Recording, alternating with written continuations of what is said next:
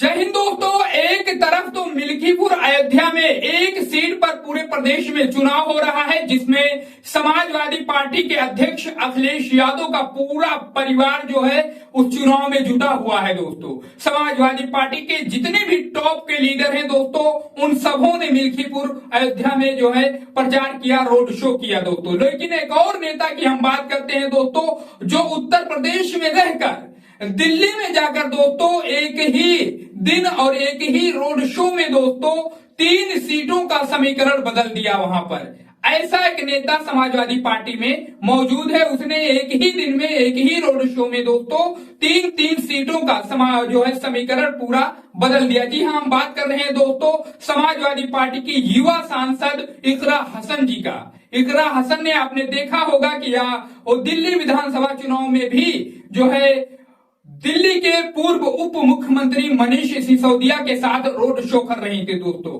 कहा यह जा रहा है कि जिस इलाके में उनका रोड शो था उस जगह पर 3 सीटों पर जो है बीजेपी बढ़त बनाती हुई दिखाई दे रही थी सर्वेओं के आधार पर दोस्तों, आंकड़ों के हिसाब से। लेकिन जब से इकरा हसन का वहां पर रोड शो हुआ दोस्तों, पूरे 3 के तीनों सीटों का समीकरण बदलता हुआ नजर आ रहा है और वहां पर आम आदमी पार्टी का पलड़ा भारी होता हुआ दिखाई दे रहा है दोस्तों। उत्तर प्रदेश की नेता हैं और वो दिल्ली में जाकर दोस्तों चुनावी समीकरण को तितर बितर कर रही हैं, इधर उधर कर रही हैं। वही हम आपको इकरा हसन के बारे में और भी बता दें कि उन्होंने हरियाणा विधानसभा चुनाव में भी 2 सीटों का समीकरण बदला था अपने 2 दिन के प्रचार में दोस्तों। और इसी तरीके से जब आम आदमी पार्टी ने उन्हें दिल्ली में बुलाया दोस्तों, तो उन्होंने वहां पर पहुंचकर समाजवादी पार्टी के तो सांसद हैं ही है, किस तरीके से उन्होंने लोकसभा चुनाव में जीत हासिल की थी।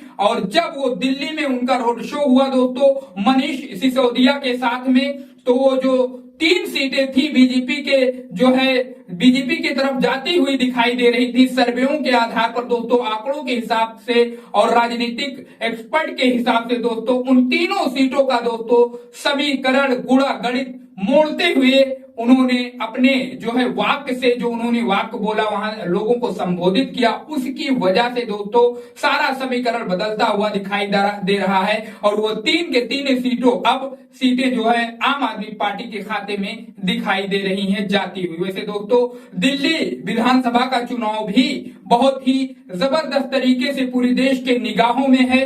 क्या मामला हो सकता है, सर्वे कई तरीके से आ चुके हैं। कोई जो है आम आदमी पार्टी को बहुमत देता हुआ दिखाई दे रहा है, तो कहीं बहुमत से थोड़ा नीचे कोई दिखाई दे रहा है, तो कहीं बीजेपी को काफी बढ़त कहीं पर दिखाई दे रही है, तो कहीं कोई कह रहा है कि बीजेपी का क्या सूखा 27 सालों का दिल्ली में समाप्त होने जा रहा है। ऐसे कई तरीके से जो है आंकड़े पेश किए जा रहे हैं दिल्ली विधानसभा चुनाव के। इकरा हसन के बारे में और दिल्ली विधानसभा चुनाव के बारे में आप अपनी राय में जरूर कमेंट बॉक्स में बताइए। वीडियो अच्छा लगा हो दोस्तों तो चैनल को जरूर सब्सक्राइब करो, क्योंकि हम आपके लिए ऐसे ही देश और प्रदेश की सच्ची पॉलिटिक्स की खबरें लाते रहते हैं। मिलते हैं किसी दूसरे खबर के साथ, तब तक के लिए जय हिंद, जय भारत।